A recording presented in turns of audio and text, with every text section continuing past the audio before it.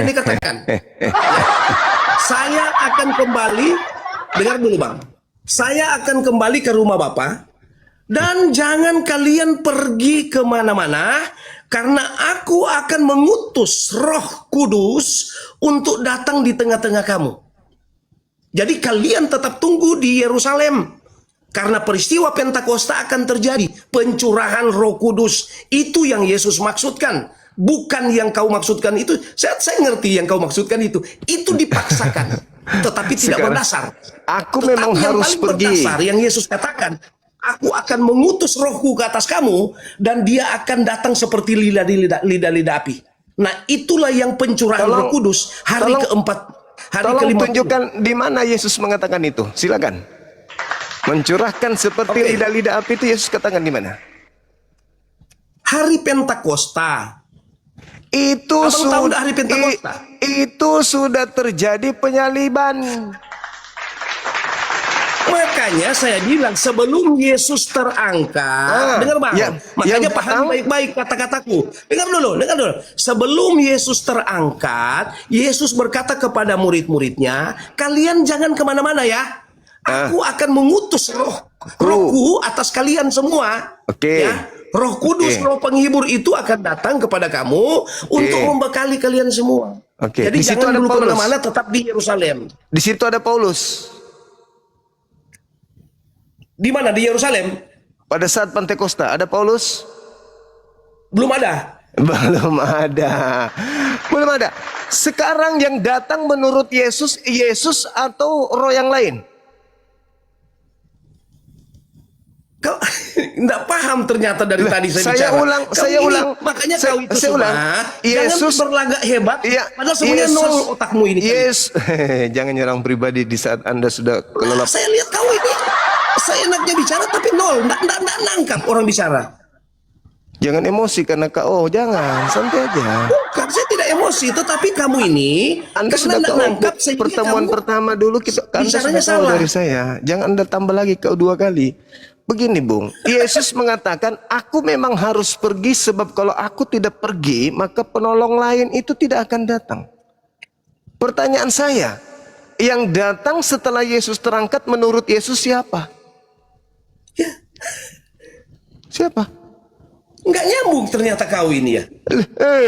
Nggak bisa. Dari tadi saya sudah katakan bahwa dia akan mengutus roh penolong itu, yaitu Roh Kudus. Roh Kudus. Lalu yang datang kepada Paulus siapa? Yang datang kepada Paulus itu adalah penampakan Yesus ketika Yesus sudah di sorga. Ketawa, Anda menutupi kesalahanmu. Ketawa tandanya sudah bingung.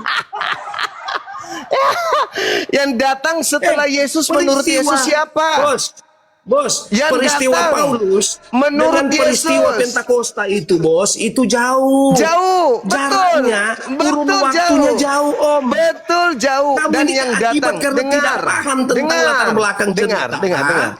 Pentakosta itu sembarang nyerocos. Ketika Pentakosta nggak ada Yesus datang ke situ karena menurut Yesus bukan dia yang datang adalah roh kebenaran atau Roh Kudus. Hubungannya dengan Paulus. Nah, sekarang ada nggak Yesus mengatakan setelah aku pergi maka aku akan datang?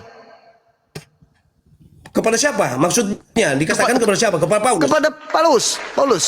Ada. Ketawa dia. Di sini saya dapat botolmu itu. Aku akan pergi. Saya ketemu botolmu ini di sini. Aku akan pergi. Sebab kalau aku tidak pergi, maka roh kebenaran itu tidak akan datang. Pertanyaan saya, menurut Yesus setelah dia pergi itu yang pesan datang kepada murid-muridnya. Nah, sekarang mana pesan untuk Yesus? Untuk Paulus? Roh penolong. Mana pesan roh penolong yang akan datang? Pesan untuk Paulus mana? Ini.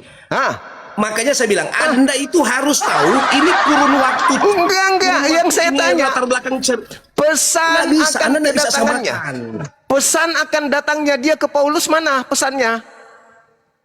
Gigit jari. Paulus itu sebelum dia dipakai Yesus, dia masih orang jahat, masih penjahat. Nah, sekarang permasalahannya, ada nggak Yesus mau cari Paulus sedangkan Saulus waktu itu masih seorang penjahat?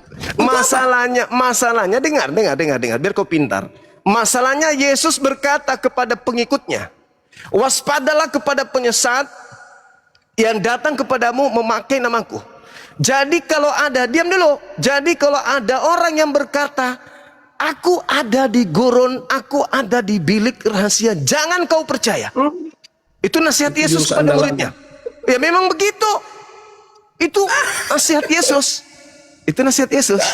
Betul enggak? Paulus belum bertemu dengan Yesus. Saya Jadi ulang belum ada lagi. cerita itu. Saya ulang lagi. Betul tidak Yesus bernasihat, memberi nasihat kepada muridnya agar waspada kepada orang-orang yang akan mengaku-ngaku bertemu dengan dirinya di padang gurun? Betul enggak?